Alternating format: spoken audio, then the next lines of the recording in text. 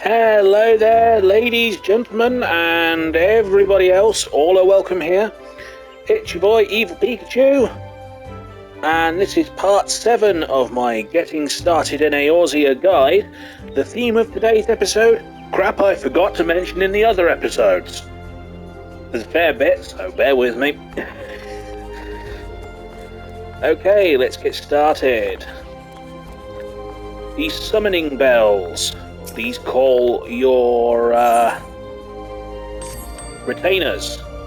You basically send them out on little adventures, and they bring you back, hopefully, cool stuff.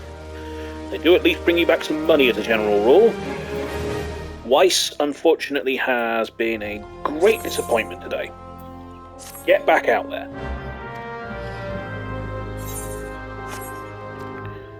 By which I should clarify, I do mean the digital Weiss, not the real one, my other half. Hopefully my daughter here, Freya, has done better. Brought me back some seafood and some cash. Carry on. You can send them out on quick ventures that only take an hour, or you can send them out on longer ventures that could take 18 hours. To pay for them, you recall that in a previous episode, I think it was episode 3, we visited the Order of the Twin Adder. You trade, basically when you've got gear that you've got in a dungeon that you don't need, you trade it to them for seals, and you can use those seals to buy venture tokens. That's the easiest way to get them. Use those to pay your retainers. You get one for free. I think you can hire a second one also for free. Anything beyond that, you have to pay real money for. They also work as extended item storage. So your inventory is pretty decent if you're not hoarding a bunch of garbage. Same goes for your armory chest. If you're not hoarding a bunch of garbage, you should be fine. I am currently hoarding a bunch of garbage. But if you want to store something for later, there are a few ways to do it. One is with your retainers. Just select store items. They can hold a fair bit. Your chocobo can carry a bit more. As I mentioned in a previous episode, if you have the free companion app on your phone, you should get double storage on your chocobo. And here is another one.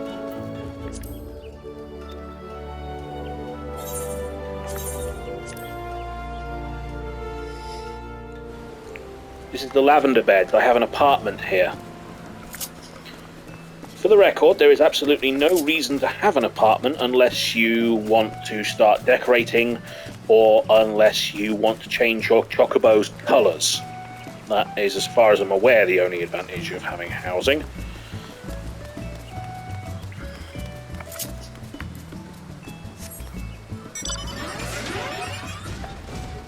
My gilded Magitech armour. I mentioned this before, you get this for having 500 player commendations. It took me a fair while because I don't play healer very often. Healers get commendations, everyone else can wait the damn turn. That is, unfortunately, the way the game works. As I also mentioned, it does play a variation of Terra's theme from Final Fantasy VI if you listen carefully.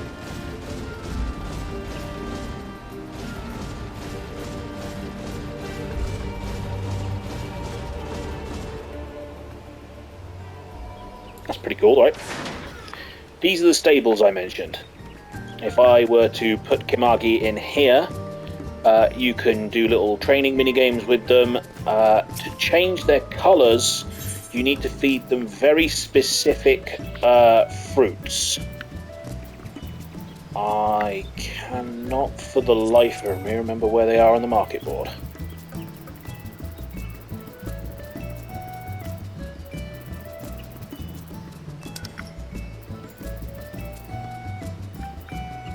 Oh, thinking on it, I do need to buy a Thavnarian onion. Bear with me a moment.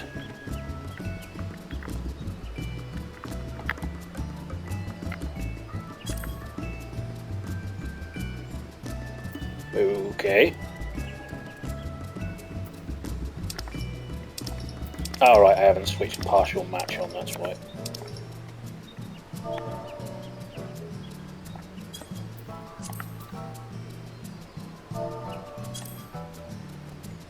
That's better. Favnarian onion. How much do they go for these days? Oh, they've gone down in price. Fantastic. Grab them while I can.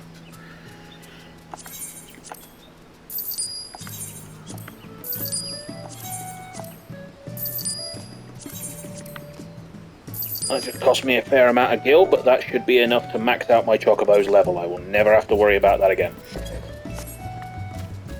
But yeah, if you want to change colours, you give them specific foods in specific amounts. There is a calculator app online that will let you figure out exactly how to get the colour you want. It is quite expensive, and you do need housing to do it. An apartment will cost you 500,000 gil. And this is all you get from it. Although in fairness, mine has a shark in it. I'm actually seriously considering making like my real life and going and catching a better fish so I can put him in the tank instead. But for now, the shark lives there. Don't ask why it's playing Near Automata music. In fact, I better leave before this gets content ID'd, because you know what these people are like. Fucking YouTube. So that is housing.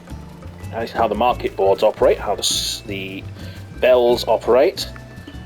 You also have access to something called the armoire and the glamour closet. That is actually easier to demonstrate elsewhere. So I'm just going to cast return to teleport back to Gridania. The return spell, you can use it once every 15 real-life minutes, and it will teleport you back to your hometown or a designated point of your choosing. Most people leave it as teleport back to the hometown, but you don't have to.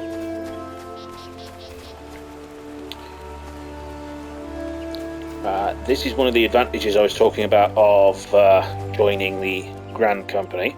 I can go in the barracks. I haven't been here since time immemorial, so I need to check in with them anyway.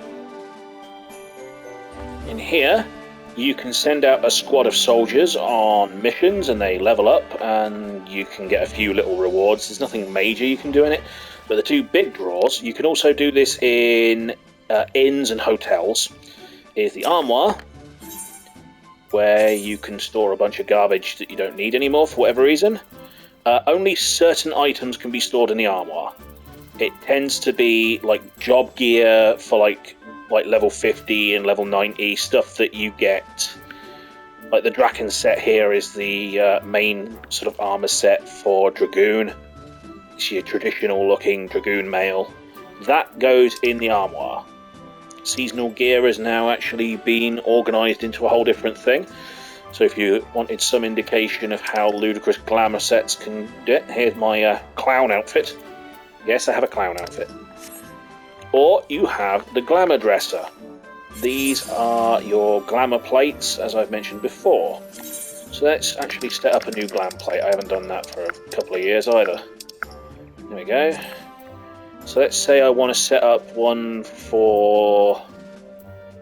oh, what looks good?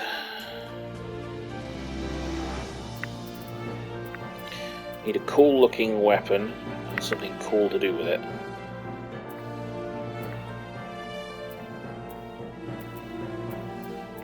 You know what, since I am currently a scholar, let's set one up for scholar. If I've got anything good for scholar, it doesn't bloody look like it.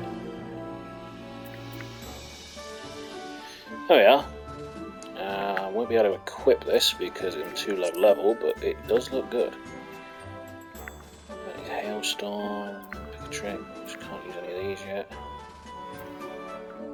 Oh, I actually have the Lord of Levin first edition. Fantastic, I've been looking for that. Let's say I don't want to be a Pikachu anymore for whatever bizarre reason that might ever occur. It's never happened before, I'll let you know if it ever does. You know what, let's just switch it to Scholar Equip. There we go. Ridiculous ostentatious hat. A robe. Actually, the full skill set wouldn't look too bad. I don't have the full set. I need to go and complete the raid series, but trousers on. And some boots. I do have those. Don't need anything for the offhand.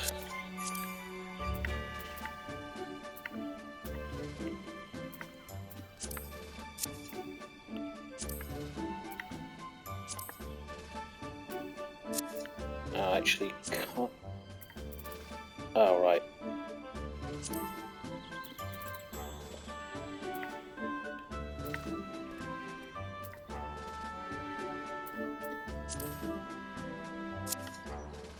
Why is it saying I can't use that?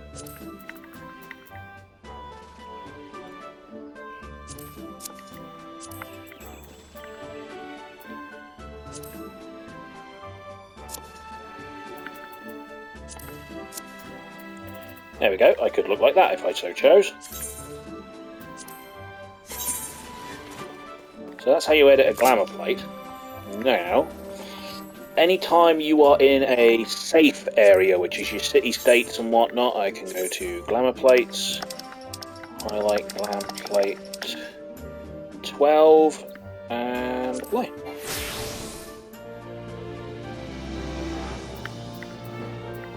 It's saying that it says all classes, but it also says it's not compatible. Okay. Why? Why is it not compatible? Whatever. Now I can look like this. I get the book out. It's a Thunder book. So that's your glam system. You will find, if you start taking this game seriously, you are constantly begging Square Enix to put more and more space in the glam dresser. We currently have 800 slots. For some people, inexplicably, that's not enough. I don't get it. Anyway, let's switch back to my real glam.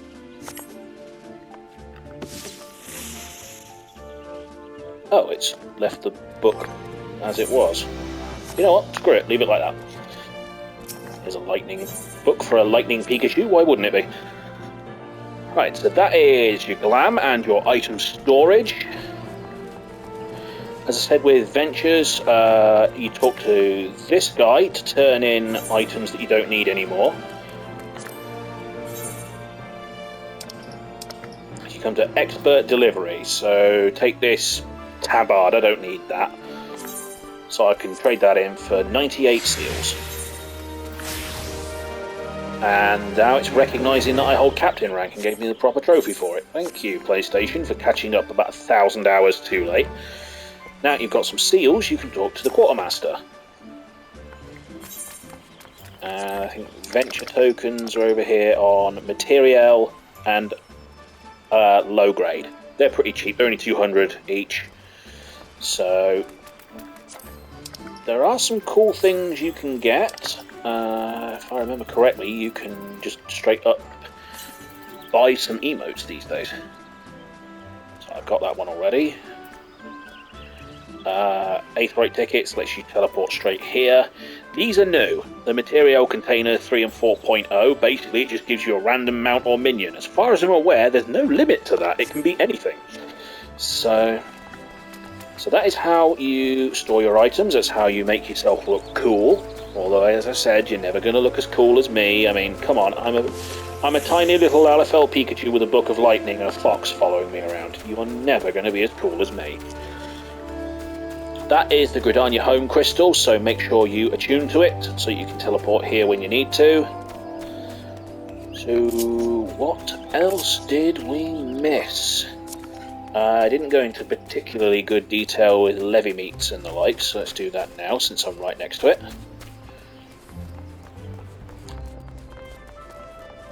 The levy meats here, these let you do sort of like low-level quests. This is only early in the game. This sort of drops off in the expansions.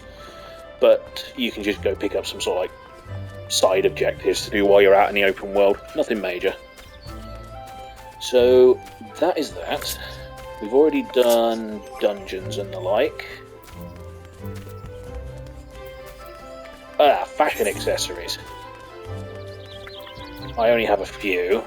but you can get umbrellas and shades and the like. It's completely pointless. You can't use these while you're in a dungeon or anything of the like, by the way. They're just for showing off in G-pose, essentially. Speaking of which, G-pose. Going to Actions and Extra, find Group Pose mode. This is your camera mode. So if you want to take a cool looking picture, especially with your group, that's the place to do it. I'm not going to do that now. I'm not a 14-year-old girl on Instagram. So, Fates. We didn't cover Fates, did we? Are there any actually on at the moment? I've managed to pick the one time when there's no... there's one. You see on the map, Fates are these little blue circles on the map. Oh, this is your behemoth, by the way. This is the mount I spoke of before. Mine can fly, because I'm high level. In the A Realm Reborn areas, you will unlock flight just by clearing the game. In every other area of the game, you need to collect ether currents. Short version, ask someone who can already fly to help you. Because you can't personally fly, but you can ride on a flying mount owned by someone else. So they can just taxi you around to all of the ether currents, and it will be a quick way to get them.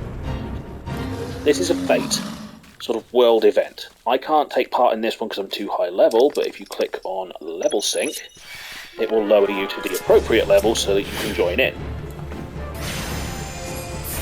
This guy thinks he's hard enough. You are not, sir. Right. Him dead. So anything with this little purple icon in is part of the Fate. So kill it.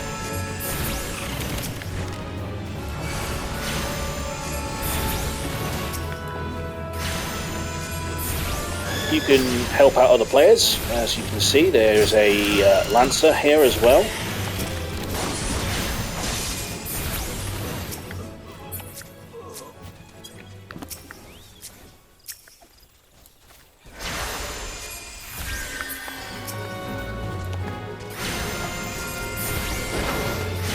Since I'm a healer, I may as well keep her healed.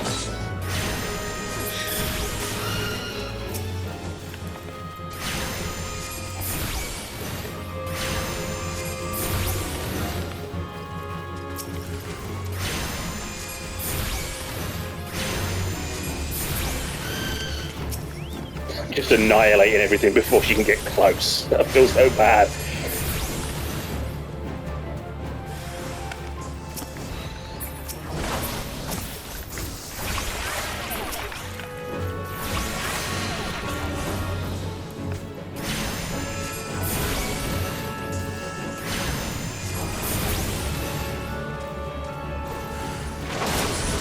As you can see, the progress bar on the right hand side. That's all you've got to do, is just keep doing the task until you fill out the progress bar, and this should be it.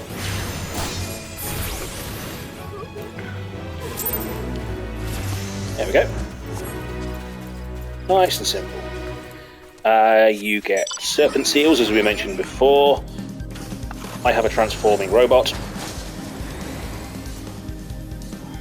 This is actually a cash shop mount. It costs quite a lot of money. It's like £20, but it's a transforming robot. Of course I bloody wanted it. It's Ark from Final Fantasy IX.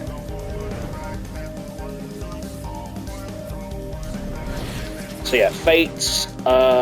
You can get some quick and easy experience. Other players just really appreciate it when you help them out.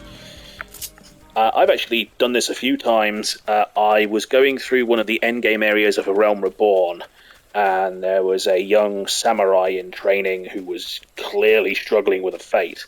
I was playing Dragoon at the time, so I level synced down to the right level so I could attack their target, who was almost killed them, and I just one-shotted it with a huge jump attack and just killed it instantly, and they're just like, oh my god, thank you so much, thank you for the help. So, yeah, the community is pretty solid, as I've mentioned before. So that is Fates, and how they work. They contribute towards your challenge log. So You just need to do 5 and then 10 of them a week, and you get 2 notches on your challenge thing. A few other little things that I forgot to mention. First of all, if you are musically inclined, surprisingly, this game might be for you. We actually have a pretty robust lineup of instruments you can play. Click to Actions and Traits, Performance. All of these you get by default, by the way. You don't have to unlock them, they're just given to you straight up. And electric guitar was added quite recently. Cannot use it. Oh yeah, you do need to be a bard in order to play instruments, so I'm going to have to equip a bow very quickly if I've got one.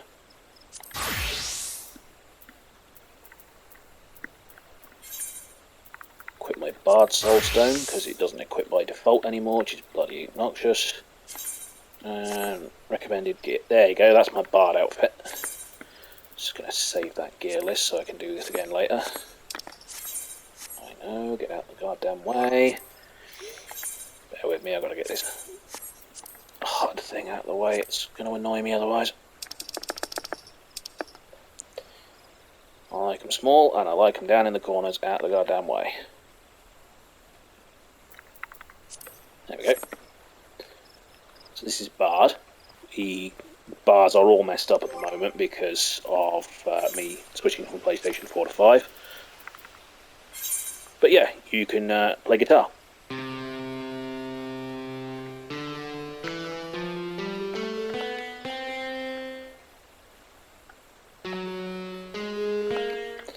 I can't remember for the life of me how to do this. I actually got good enough on that to play a bit of Joe Satriani at one point, but that was a long time ago. So that's how you play guitar. You also may notice I am equipped with the Star Seeker bow. Yeah. Well, technically it's a white oak composite bow, but it's geared to look like the Star Seeker bow from Final Fantasy XIII too. That is a paid item. If I remember, it's only about £1.80 on the log station, but it is a paid item. You cannot unlock that in-game without some real money. But, you know, let's do a bit of bow shooting. I'm a good 60 levels higher than these things, so it's not exactly going to be a challenge.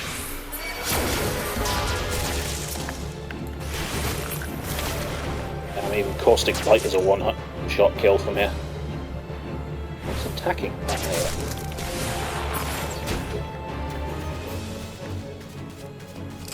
Bard is actually quite a lot of fun. You can play different songs. They give you buffs. So, Nature's Min.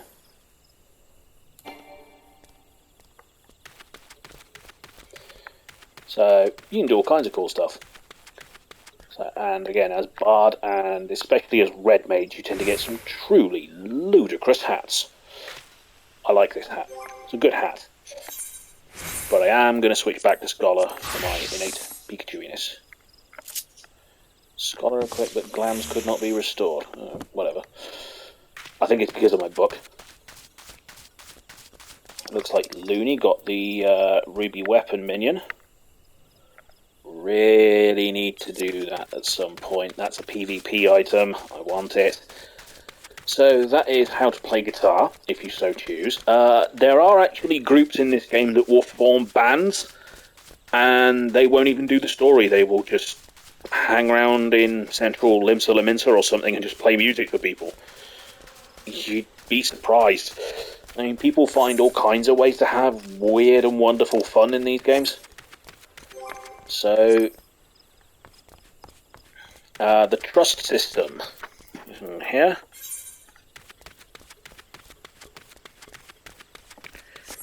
You can actually now take AI companions into almost every dungeon in the game. There's no real reason to. You are far better off using real people. Unless the tank is a complete noob and letting the squad down, as we've seen recently. But if you are the sort of, forever alone, friendless types, and for whatever reason you don't want to use random duty finder or party finder, you do have the option to call on the AI.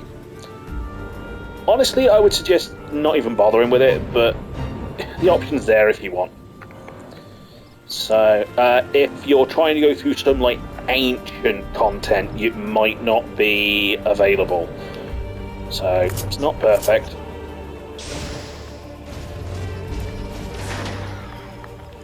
See if there's anything else I've forgotten. I'm sure there's much. So, free companies. As you note, I am a member of DKF, Dark Fury. So, I like these guys, they're good fun. Not sure why it shows me as dodgy connection, but there are tons of us. 87 members at the moment, something like that. I am currently ranked 7. I don't actually know what the deal is with that.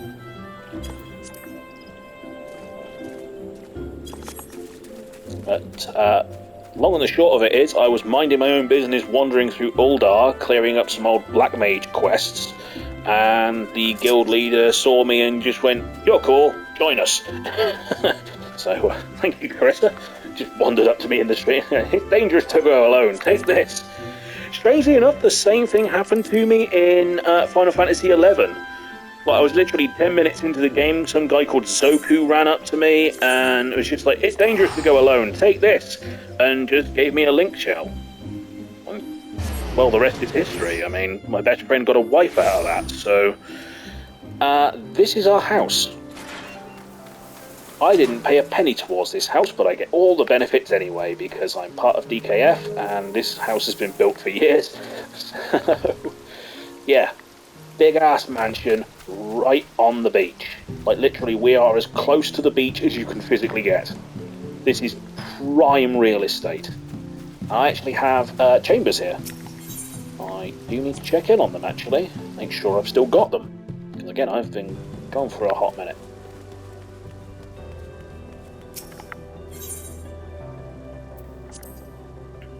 Well, it's letting me move to them, so here we are. This is my home away from home. My bed chambers inside DKF headquarters, complete with a working shower and snake girl slaves. A big ass bed.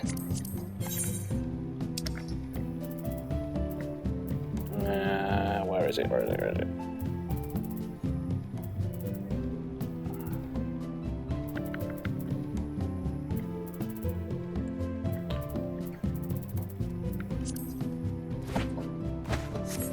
If you use the doze emote in a bed, you can actually fall asleep.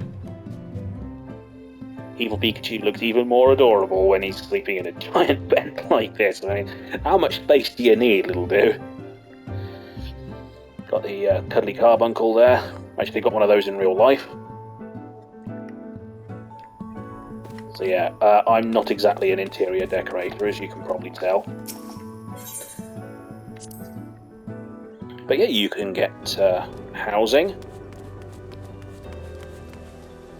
This is the mansion. Someone's clearly a better decorator than me. Bathroom. Trophy cabinet. Workshop.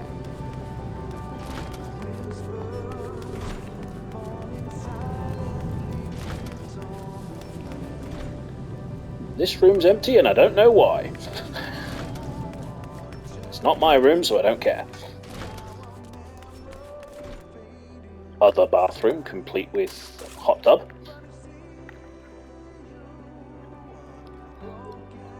I am small. Quick shower.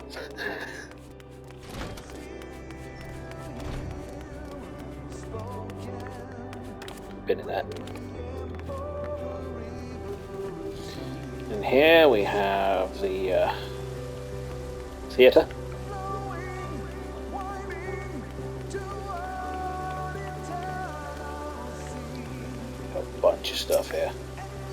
Armoire access, as I showed earlier. Guild chest. Well, there's very little in it at the moment. People seem to have stopped contributing to it. Kitchens. Oh, right, yeah, food. There is actually advantages to eating food in the game. At the start, the actual statistical gains are basically negligible. But no matter what kind of food you eat, it will give you a 3% experience bonus for half an hour. It can be extended to a full hour by eating 2 portions, and it actually does get a boost from a guild action. If you see in the top right corner next to Zodiac, there's 2 little symbols with arrows pointing up. Those are the currently activated guild actions, and one of them, Mew activated this, allows you to sort of boost it for another 10 minutes. So 40 minutes instead of 30 and 80 minutes instead of an hour. So it's not much, but 3% if you're going to be doing a lot of dungeons, it helps, and it's practically free. Once you get to higher levels, you are better off getting high grade food, because at that point the statistical gains are actually something significant. If you're in high level raids, especially Savage or Ultimate level, you are expected to have proper food, otherwise you're letting the side down. If you use a Squadron Battle Manual, you get plus 15% experience. That does stack with your food. So you can get those from the Grand Companies, as I mentioned before. There are sort of potions in the game, but honestly, it's very rare they come in handy. I think I've had that X potion in my inventory for about 1,000 hours or so, never used it. Materia. You put those in your weapons for stat buffs. There is a whole materia fusion system. It is very complicated. Ask someone more qualified. But you, again, are expected in high-level raids to have properly fused materia, upgraded weapons and the like. Basically, if you're not running at maximum efficiency, there's going to be a problem. So I'm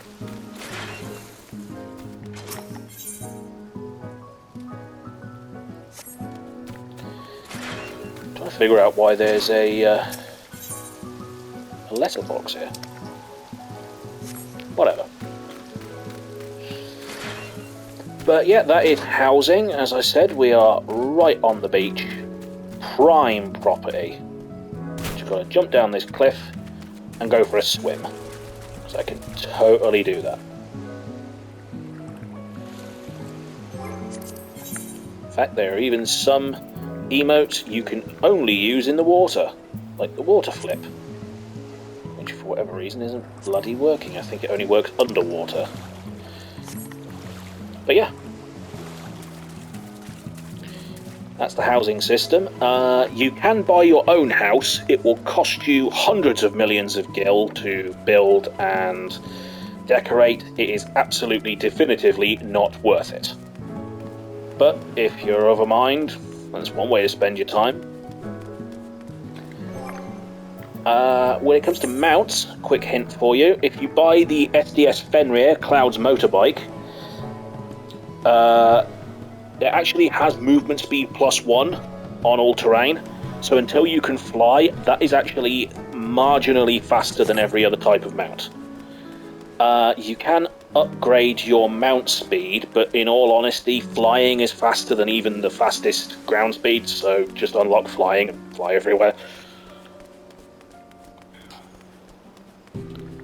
I think that's about it, to be honest. I've started waffling anyway. So there is New Game Plus if you want to replay favourite quests and whatnot with all the dialogue. You've seen the logs, fates, teleports, etc. Cross-world activities. You can visit I think you can visit other worlds on the server, but I don't know if cross-server travel is activated yet. So it was due to be activated at some point. I don't know if we ever got that far. but to be honest, I can't imagine a reason you'd ever need to do so unless there's a big party you want to attend. There is a whole help and play guide section, which makes this whole series a little redundant, thinking on it. You can set up your own custom macros or keybinds if you so choose. Yeah, I think we've covered it. Blue Mage, there's all kinds of weird stuff you can do with Blue Mage. It's a whole different thing. If you want to throw fish at people, be a Blue Mage, but it's a limited job. You can't take it into standard dungeons or anything like that. It's got its own thing going on. So I mentioned PvP in a previous episode, so that's covered. Your currencies. Gil is your basic standard currency. Company Seals and Ventures we've covered. MGP, you know what that does. Homestones you pick up from events. You can spend them in various places for gear, and the seasonal ones are for like Moogle Tombstone events. PvP has its own 2 currencies, Trophy Crystals and Wolf Marks. They have stores at the PvP arena. The hunt is, I've mentioned that before, that's your weekly hunt quests and the like. Fate, bicoloured gemstones, that's only in late game areas, you don't have to worry about it. Crafter scripts, don't worry about it. Tribal quests have their own currencies as well, but again, that's only really if you get deep into it, and it's just used to buy the rewards you unlock through leveling up the tribe. That's it. You can't use them in any other context. So I think that's about it. I think we might legitimately be done. Yeah, I think that's it. Okay, if there's anything I've missed, feel free to pop it in the comments, but you've now seen how a dungeon works, you've seen how to play musical instruments, you've seen all about housing, I've given you a tour of my apartment and the guild mansion. So apologies to the guild if I overstepped the mark there, but I just wanted to show people around. You know all about the food buff. You know about the speed buff for the Fenrir. The Fenrir is a cash shop only item. It's about £20, but it does go on sale quite often. I think I paid $13 for it, so just wait for it to go on sale if you want that speed buff. You know all about Blue Mage now. In previous episodes, we've covered all about the Gold Saucer, about tribal quests. Some of the tribal quests are crafting based, some of them are combat based, so there's something to do for everybody. Oh, sightseeing. You know what? Easier just to show you. Teleport Kugane.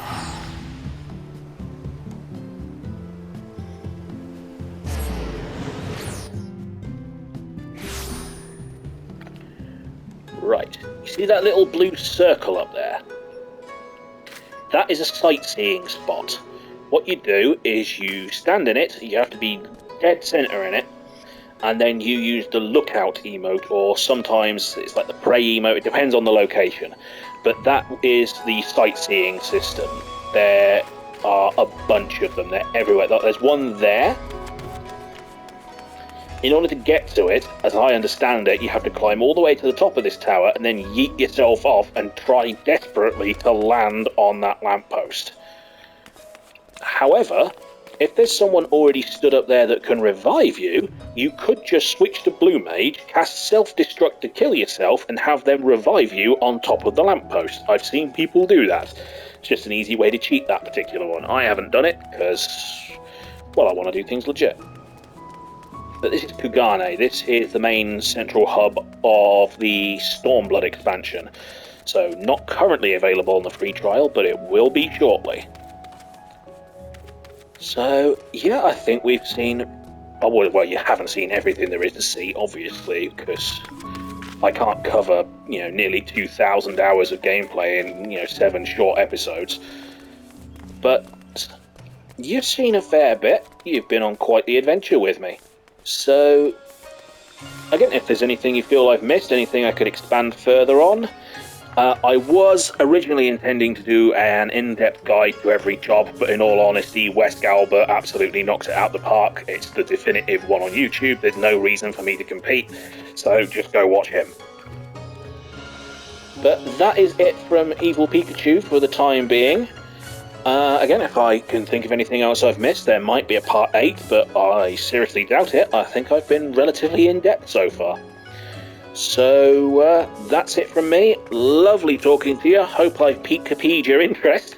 So I hope to see you around.